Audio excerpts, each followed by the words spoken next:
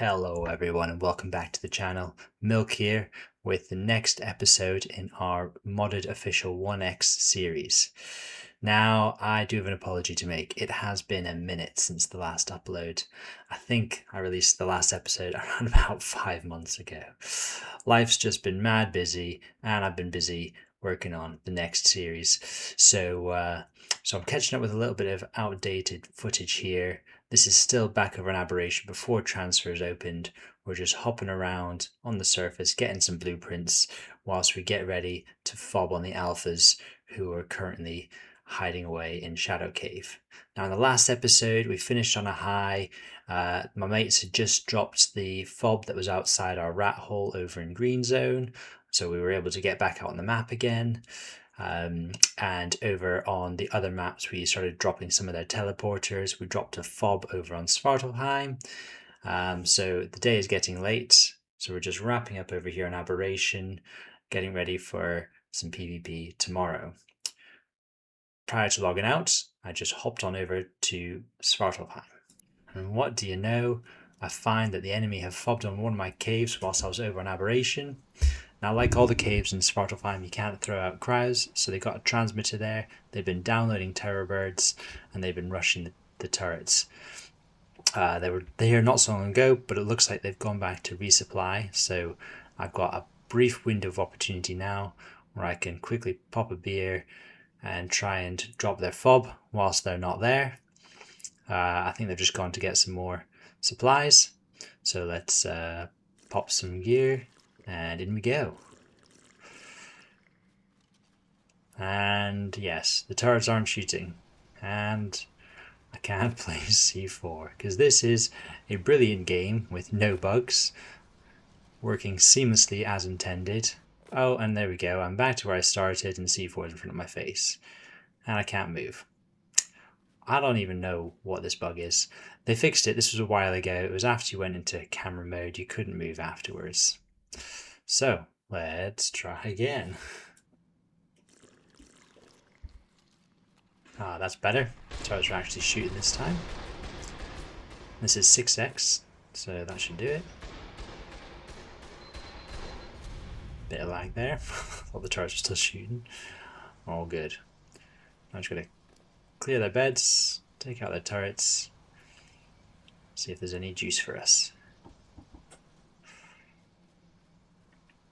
These caves are pretty hard to raid, like I said before. You can't throw out cryos in them, so with these entrances that are too small to fit a carbo, it does make these caves quite overpowered on a PvP cluster. Okay, bit of building materials, some rockets. Nothing major, but nice to take a little bit of loot. And with that, feeling pretty safe. I'm going to log out for the night, and was hoping my base would still be there in the morning. However, that was not to be.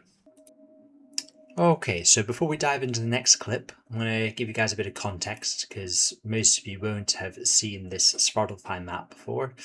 Like I said in previous videos, it's made by Necatis, the same guy that does Astreos, and I do believe it will be coming to the official cluster at some time in the future. Obviously after it's had a few balance changes, because I will be the first person to admit it was broken in its current state. So here we are in the northeast lava cave. This was the entrance, and I'll just show you guys the cave so you can see exactly what was going on in the next clips. It's got this long tunnel-like entrance, which you don't really build in because stegos can fit all the way through this part. However, this choke here doesn't let carbo or anything bigger than a carbo through, so you can run terror birds, and that's probably about it at the moment. You can probably get Deinonychuses through now they've been released, and then once you come out into this room here, we have 100 turrets facing that choke, heavies, tech turrets all over these walls. We've got aggressive dinos in a pit down here, so aggressive wyverns.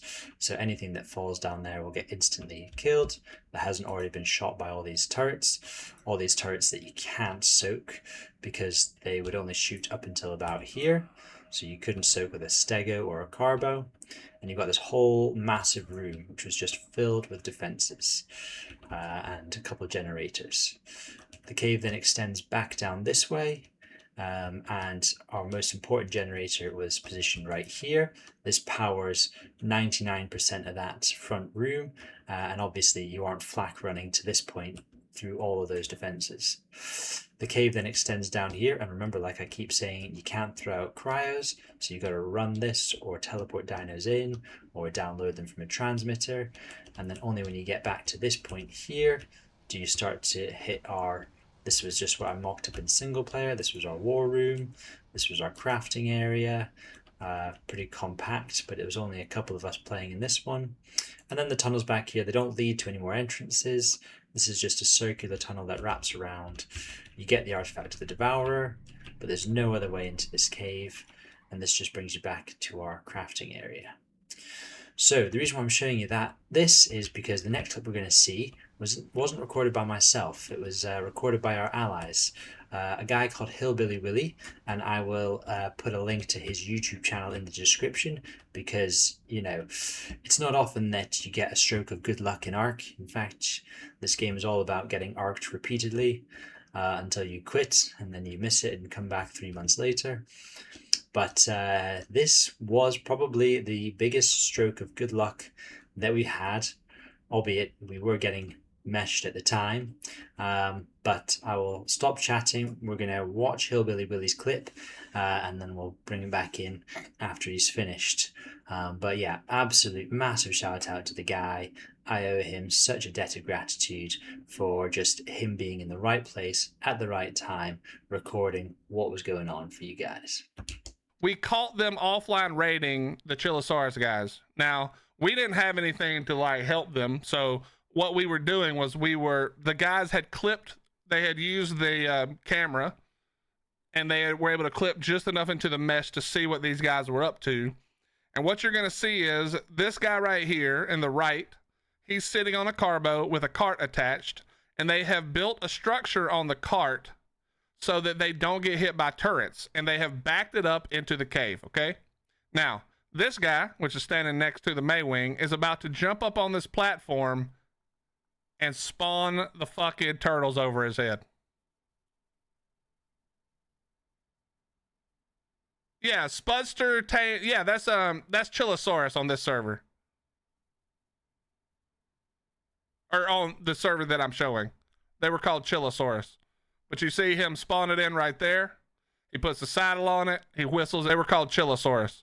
But you see him spawn it in right there. He puts the saddle on it. He whistles it. Notice, I mean, just to be clear, just so everybody, there's no doubt. I mean, we are inside the cave on top of enemy foundations. No cryo fridge, no cryopod, and no timer. He's going to whip it out. It's going to glitch through the mesh. And in 2 seconds, he's just going to throw another one. There's another one. He's not I shouldn't say throw it. That sounds like it's a cryopod. He's going to pull it from his upload. That's what he's doing. He's pulling his upload from his character person, or possibly from this bag that's just at a weird angle. And then, did you see the other clip? So this is the clip of them cheating, but then we started talking shit about how they're offline raiding and still have to cheat. So they got mad, and in order to stop us from watching them cheat, because we were also telling them how we were, and instantly you're going to see that this guy pulls up right to where he's sitting, plops down he plopped down the wind turbine and a turret. And he's wearing a flak helmet. So he's not using a tech helmet. They're not getting pinged by a parasaur. This guy's just ESPing his dick off. So he's going to jump up here, and this is where we can get his name. Right there, you can see it. Human, level 100, tribe of human, 123. They have now changed their name on this server, by the way. They're using the Chillosaurus's dinos and some of their names to kill bobs and shit on the server. But yeah, you can see it. Human, level 100, tribe of human, 123, right there. So, yeah, I have no idea how they got it on there, but it's 100% they're cheating. So, you guys have seen the footage. You can make up your mind whether you think they were cheating or not, but clearly they were breaking code of conduct. So here I am the next day, just doing an offline desync scout of the cave. They've cleared everything out. They've placed tech turrets with all of our elements just to hold the spots.